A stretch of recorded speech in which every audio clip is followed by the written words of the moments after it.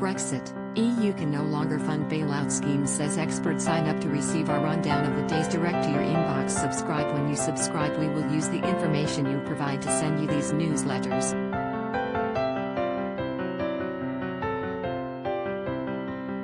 Sometimes they'll include recommendations for other related newsletters or services we offer.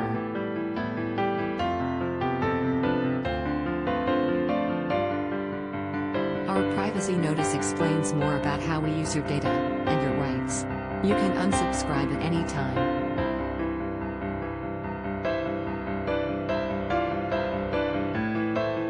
The UK was pressured into signing up to the European Economic Community (EEC) by the US, a wrong-headed move that resulted in the complications of the Brexit vote. Express.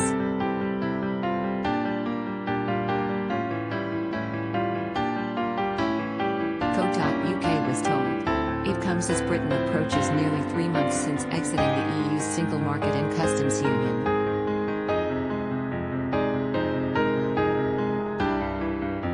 Tensions soared earlier this year after the EU, under European Commission President Ursula von der Leyen, led a charge against the UK's coronavirus vaccine supplies after the bloc was forced to delay its mass vaccination program.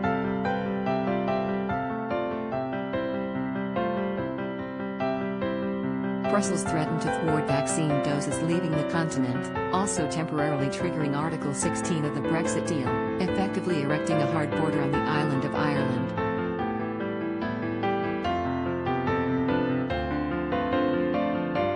Both moves were quickly reversed.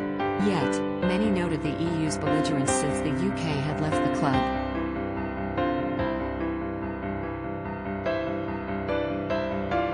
Britain officially became a part of the bloc on January 1, 1973. Then Conservative Prime Minister Edward Heath signed the Treaty of Accession a year earlier, cementing what would be a tumultuous 47-year relationship.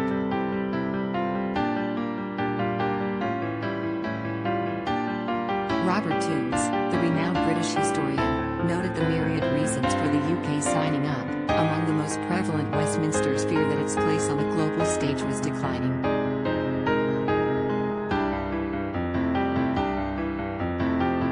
He said this was far from the case, however.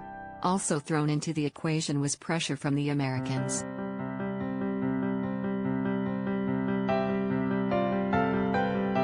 The US at the time, Professor Toombs said, was especially keen on supranationalism, along with France.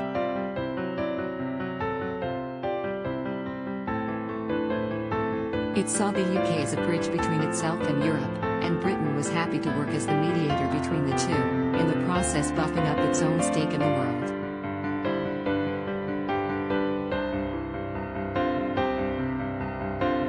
Yet, as Professor Toombs argued, it resulted in the UK rushing into Europe. He said, on the whole, Britain always wanted a trading agreement with that was then the EEC, but the first application we made was to have a free trade agreement, which is funnily enough what we've ended up with now, but the French turned it down.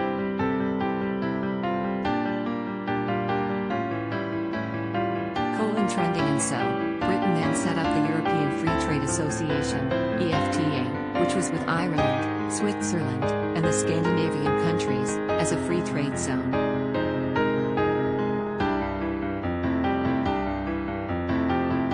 Arguably, we could have persisted with the free trade agreement and EFTA, but instead, partly under American pressure, the UK government thought that EFTA was, after all, not good enough, and we had to be members of the EEC.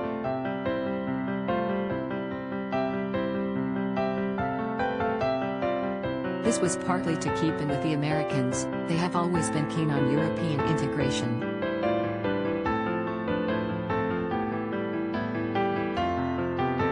They thought it helped to make Europe stronger against the threat of communism, and it was also more convenient for them to deal with an integrated Europe rather than all the different countries.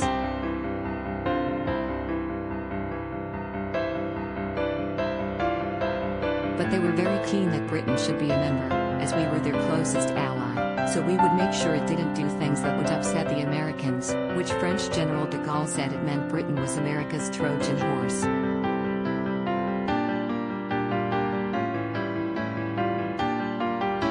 So partly because the Americans wanted it, we said okay and decided to join the EEC and made an application for a full membership.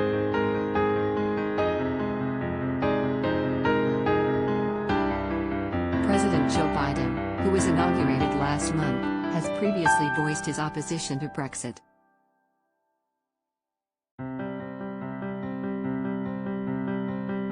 He follows a long line of U.S. presidents, with the exception of Donald Trump, who have championed the UK's place in the EU.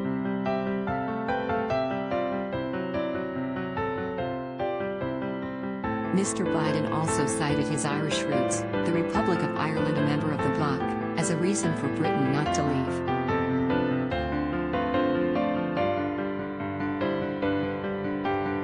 His admonishment initially led many to fear that the UK might fail to secure a trade agreement with the US post-Brexit. Mr. Biden himself told Britain not to expect a deal under his leadership.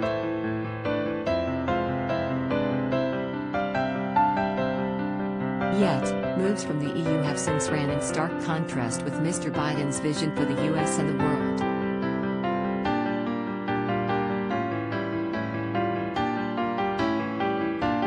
At the top of his priority list is combating the ever-growing China, as well as Russia and its increasing willingness to interfere in the democratic process.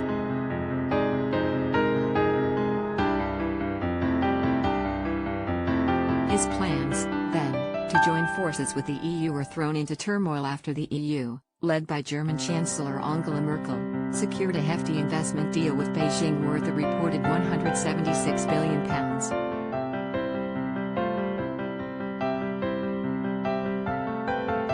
The EU has also been largely quiet over President Vladimir Putin's treatment of Russian opposition leader Alexei Navalny, although it this week announced it was planning on imposing new sanctions in light of his sentencing.